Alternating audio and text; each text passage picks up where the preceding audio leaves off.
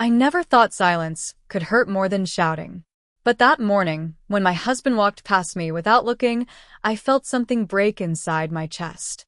Not loudly, not all at once. Just a quiet crack, like a cup splitting in warm water. I had stood beside him for more than 30 years. Through long nights. Through unpaid bills. Through dreams that never came true. And yet, somehow, I had become invisible. I remember the exact moment I realized it. He was sitting at the kitchen table, reading his phone. I had made his tea the way he liked it.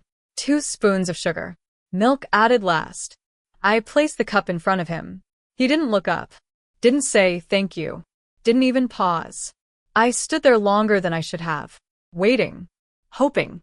Inside my head, a small voice whispered, maybe he didn't notice. So I cleared my throat softly. Still nothing. That was the moment I understood something I had been afraid to admit for a long time. He no longer saw me. I had become part of the furniture. Useful. Quiet. Easy to ignore. I smiled anyway. I always did.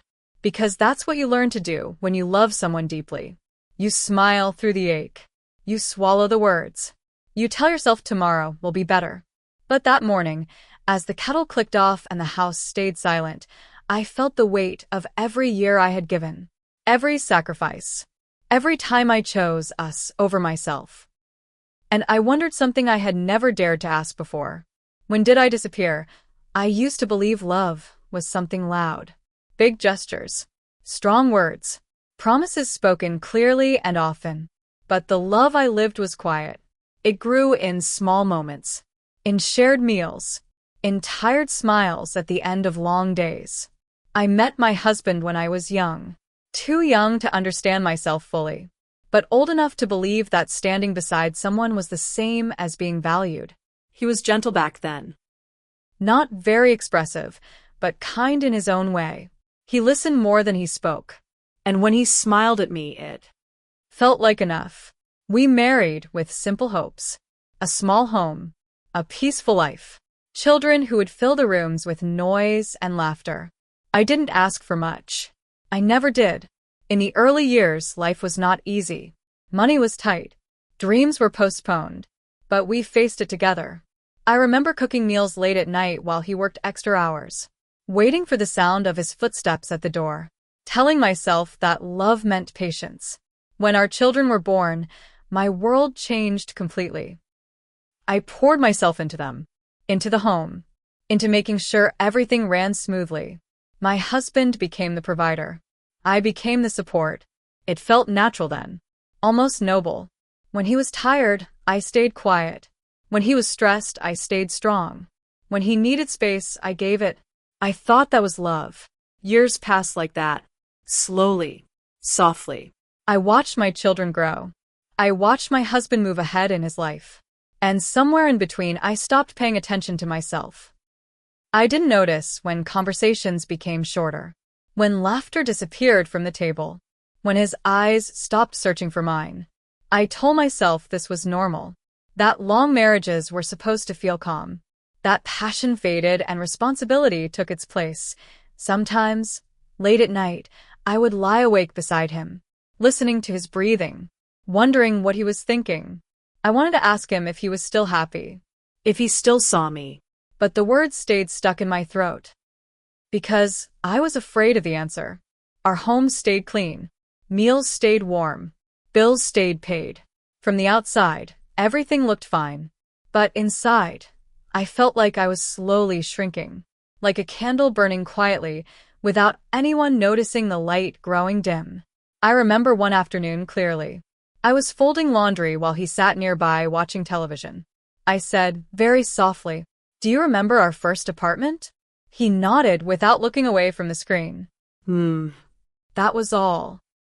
No story. Noise made. No memory shared. I folded another shirt. And another. That's when I began to understand something important. Love doesn't disappear all at once. It fades when it's no longer fed. Still I stayed. I always stayed.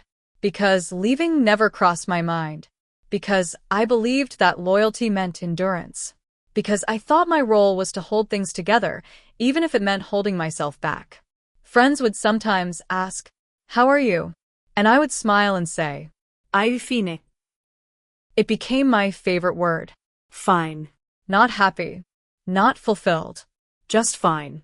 I didn't complain. I didn't demand. I didn't ask to be seen. I convinced myself that being needed was enough. That being useful was the same as being loved. But deep down, in moments of silence, I felt something missing. A gentle ache. A quiet loneliness. I missed being noticed. I missed being asked. I missed being chosen. Still, I told myself stories to survive. He's just tired. He shows love differently. This is what marriage looks like after many years. And maybe part of that was true. But another part of me knew something was changing. Something fragile was being ignored. I didn't know then that this was only the beginning. That the small moments of distance would grow heavier. That silence would soon become a wall I could no longer reach across. The changes did not come loudly. They arrived in small ways. So small I almost didn't notice at first. He started coming home later than usual. Not extremely late. Just late enough that dinner grew cold. When I asked, he would say, "Work ran long." I believed him. I always believed him. At the table, he ate quietly, his eyes fixed on his phone. I watched the screen glow against his face more than I watched his expressions. I would try to talk. Simple things. Things that once mattered. The neighbor's dog had puppies today. Our daughter called earlier. I made your favorite soup. He nodded. Sometimes he said, Sometimes nothing at all. At night, he turned away in bed. Not with anger, just distance. The space between us felt wider, even though we were lying so close. I told myself again, this is normal. But normal should not feel this lonely. I began to notice how often my name went unspoken. How rarely he asked about my day.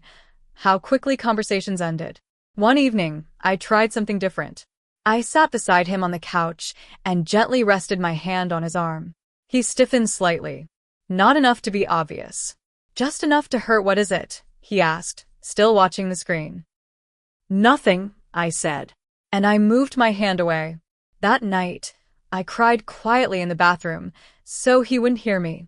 I looked at my reflection and barely recognized myself. I wasn't angry. I was tired. Tired of being invisible. Tired of pretending this didn't matter.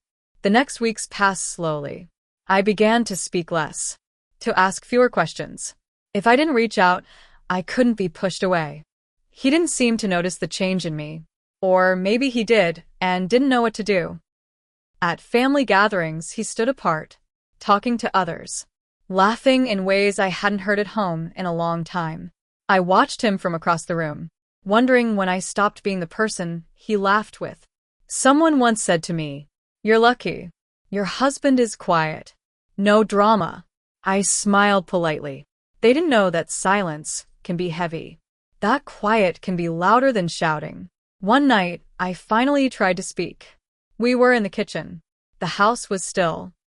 "I feel like we don't talk anymore," I said softly. He paused for a moment. Then he said, "You worry too much." That was it. No discussion. No question. No curiosity. I felt something sink inside me. Not break. Just sink. After that, I stopped bringing it up. I learned how to live around his moods. How to predict when to stay quiet. When to disappear into chores. I told myself I was being mature. Understanding. Patient. But patience should not erase a person. I noticed he remembered things for others. Colleagues' birthdays. Small favors. Important meetings. But he forgot mine. The first time it happened, I laughed it off. "Maybe next year," I joked. The second time, I didn't say anything. On my birthday, I cooked dinner like any other day. I washed dishes. I folded laundry. At night, he said, "Oh, today was your birthday, wasn't it?" I nodded. "Yes." "I'm sorry," he said. "I've been busy." Busy. That word followed me everywhere. I wondered when I stopped being part of his life and became something in the background. The children noticed before he did. They asked quietly, "Are you okay?" I told them I was fine. I always said that. I didn't want them to carry my sadness. They had their own lives, their own dreams. But sometimes, late at night, I replayed memories in my head. Moments when he used to look at me differently. When he held my hand without thinking. I wasn't asking for much. Just to be seen again. One afternoon, I overheard him on the phone. He was in the next room. His voice sounded lighter. More alive than I didn't mean to listen. But the sound pulled me in. He laughed. He joked. He sounded like someone I remembered. When he hung up, I asked gently, "Who was that?" "A colleague," he said. That was all. I felt silly for caring, for wondering. But my heart had started asking questions my mind couldn't ignore. I began to notice how carefully he dressed when leaving the house. How he checked his phone often. How he guarded his time. Still, I said nothing. Because I didn't want to accuse. Didn't want to imagine. Things. I trusted him. Or maybe I trusted the version of him I loved long ago. One evening, as I set the table, I realized something that frightened me. If I stopped trying, everything would fall silent. So I tried again. I cooked his favorite meal, lit a small candle, sat across from him. "Do you remember when we used to talk for hours?" I asked. He looked at me then. Really looked. And for a moment, I thought maybe this would change something.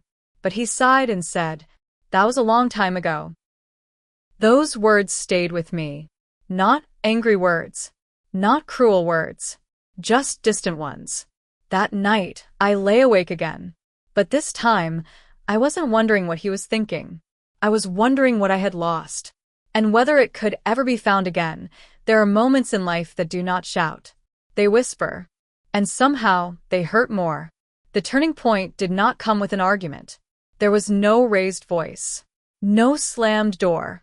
It came on an ordinary afternoon. The house was quiet. Too quiet. I had just finished folding clothes. His shirts were still warm from the dryer. I held one against my chest for a second longer than needed. It still smelled like him. That familiar scent that once meant safety. I was about to put it away when his phone buzzed on the table. I didn't mean to look. I truly didn't.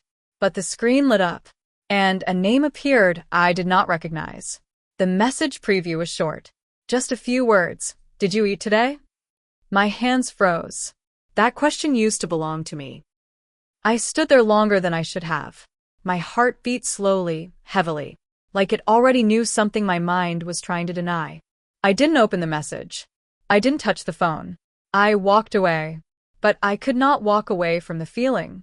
That night, he came home late again. Later than usual. I served dinner without speaking. He ate quickly. When he finished, he stood up and said, "I have to go out again." Now? I asked. Yes. That was all. I watched him leave, the door close softly behind him. I stood there in the kitchen. The candle from earlier dinners was still in a drawer. Unused. I sat at the table alone. For the first time in many years, I didn't wait up for him. I went to bed early. Not because I was tired, but because I didn't want to hear the door open. Sleep didn't come easily. My mind replayed every small moment I had ignored. Every silence I had excused.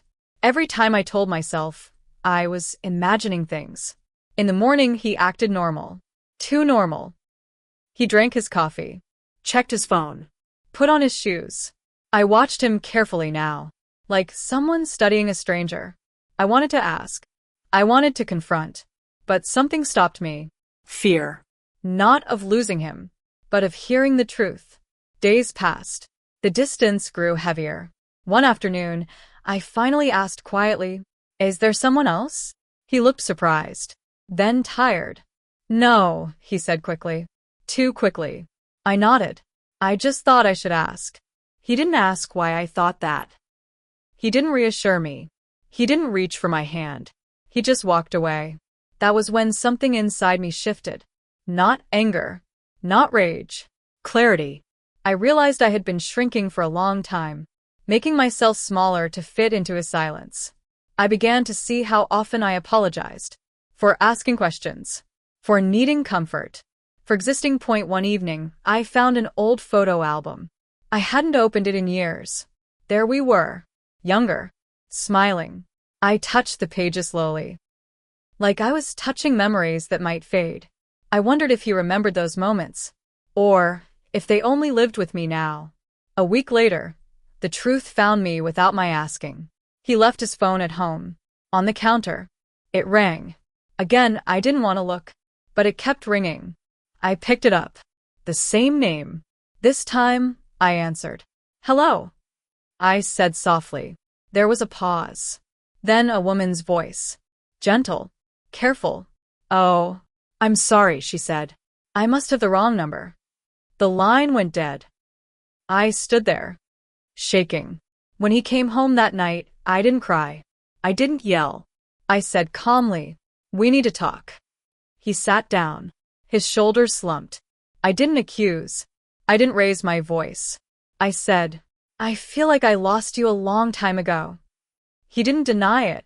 That silence said everything. He finally spoke. "I didn't mean for it to happen." I nodded. "I know." And I did. Because neglect is not sudden. It grows slowly. He said he felt understood. He said things became easy somewhere else. He said he didn't plan to hurt me. I listened quietly. When he finished, I asked one question. "Did you ever notice when I stopped talking?" He looked at me then. Really looked. And he had no answer. That hurt more than any confession. I didn't ask him to leave. I didn't beg him to stay. I told him I needed time. That night, I slept in the guest room. For the first time in our marriage, the room felt strange, but also peaceful. I stared at the ceiling and breathed. I realized something important. I had been loyal to someone who had stopped choosing me. In the days that followed, I found myself again. Slowly. I took walks alone, sat with my thoughts, let myself feel sad without blaming myself. I understood then that love should not require disappearance. That being faithful should not mean being forgotten. The turning point wasn't his betrayal. It was my awakening. I saw clearly that I deserved to be seen, to be heard, to be valued. And for the first time in a long while, I chose myself. The days after the truth came out felt strangely quiet. Not empty, just still. It was like a storm had passed, and the air had not yet decided what it wanted to be. He stayed in the house, but we lived in separate spaces. Polite, careful. We spoke about practical things. Bills, groceries, schedules. But we did not speak about us. And for the first time in many years, that silence did not feel like punishment. It felt like space. I woke up early one morning and sat by the window. The sky was pale blue. Soft. I watched people walk by, each one carrying a life I would never fully know. I realized how long I had lived only inside his world, his needs, his moods, his comfort. I had forgotten how to sit with myself. That morning I made tea just for me. I didn't ask if he wanted any. It was a small thing, but it felt important. Later that day, he asked if we could talk. We sat at the table where we once shared meals and laughter, the table that now felt like a witness. He spoke first. "I never meant to make you feel invisible," he said. I listened, but I no longer leaned forward trying to catch his words. "I know," I replied, "but intention does not erase impact." He looked down. His hands folded together. "I didn't realize how far gone we were," he said. I nodded. I did. For a long time. That surprised him. I told him about the small moments. The quiet dinners. The unanswered questions. The way he stopped seeing me even when I stood right in front of him. I did not accuse. I simply shared. He listened. Really listened. For the first time in years, I felt heard. But hearing alone could not rebuild what had been worn thin. He asked what I wanted. That question stayed with me. I thought about it carefully. Not what I wanted from him, but what I wanted for myself. "I want peace," I said finally. "I want honesty. And I want to feel like I matter." He nodded slowly. That we talked about counseling, about time apart, about whether love could still live here. There were no promises, just truth. In the weeks that followed, something shifted. Not magically, Not easily, but steadily. He began to notice again. Asked how my day was. Waited for my answer. Sometimes it felt genuine. Sometimes it felt like guilt. I learned to tell the difference. I stopped fixing everything for him. Stopped reminding. Stopped managing his life. And strangely, he stepped up. Not always perfectly, but more than before.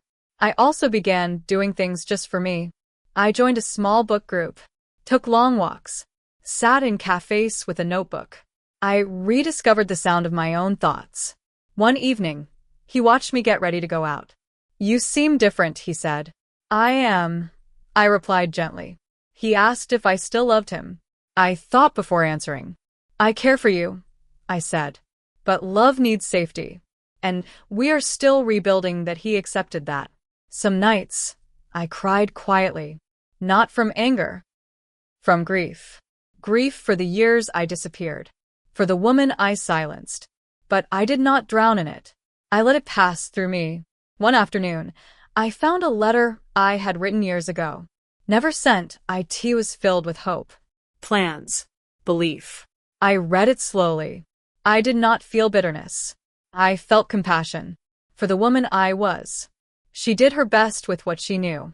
He and I continued talking. Sometimes awkwardly. Sometimes deeply. We learned how to speak again, without defending. Without blaming. There were setbacks. Moments of old habits. But now I spoke up. Not loudly. Clearly. "I need more than that," I would say. And he listened. Trust did not return all at once. It came in small moments. A shared laugh. A sincere apology. An honest question. I did not rush forgiveness. I let it grow naturally. One night, we sat outside under the stars.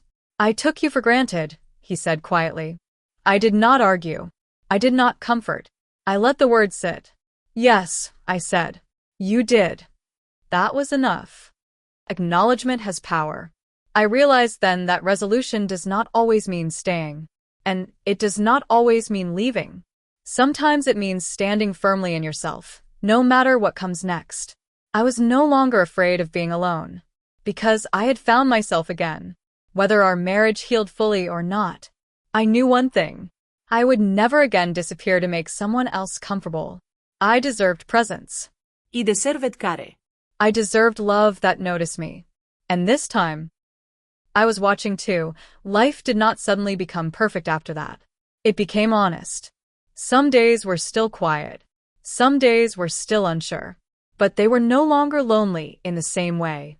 I learned that being unseen hurts more than being alone.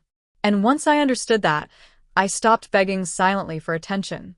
I began giving that attention to myself. I noticed how I felt when I woke up. What made me tired? What made me smile? I learned that love should not require you to disappear. It should make room for you. My husband and I are still walking our path. Slowly. Carefully. Some days, we walk side by side. Other days, we walk apart, but still aware of each other. And that is okay. I no longer measure my worth by how much I give or how quietly I endure. I measure it by how honestly I live. There was a time when I believed sacrifice was the same as love. I thought being strong meant being silent. I thought patience meant waiting forever. Now I know better. Love should notice. Love should listen. Love should not forget the hands that built the home. If you are listening to my story and you feel unseen, if you feel like you have given your whole life and slowly disappeared, please know this. You are not invisible. You are not unimportant. And it is never too late to return to yourself. Speak gently, but speak. Stand calmly, but stand. You do not need to shout to be heard. You only need to believe that your voice matters. I learned that lesson late, but I learned it.